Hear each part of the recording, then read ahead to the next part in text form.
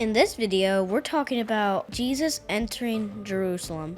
It was the Passover, a special feast and holiday. Jesus rode on a donkey. The crowd spread out their coats. On the road ahead of them, all of his followers began to shout blessings on the king who comes in the name of the Lord.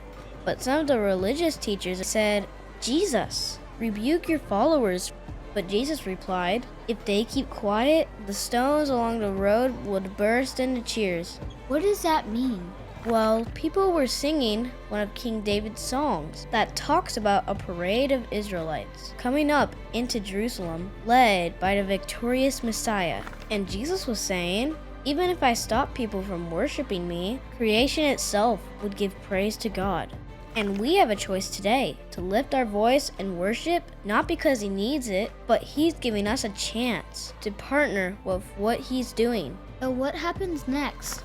Jesus entered the temple and began to drive out all the people buying and selling animals for sacrifice. He knocked over the tables of the money changers. He said to them, "The scriptures declare, 'My temple will be called a house of prayer,' but you have turned it into a den of thieves." Why is he flipping over the tables?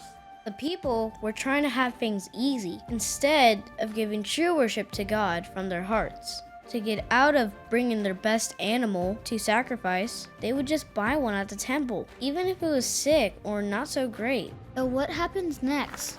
Sick people came up to him in the temple, and Jesus healed them. A large group of children started shouting, "Praise God for the Son of David." The religious leaders didn't like this. They asked Jesus to have these kids quiet down, but Jesus sang another song of David to them. "You have taught children and infants to tell of your strength, silencing your enemies and all who oppose you." So even though we're kids, when we worship Jesus, we silence the enemy.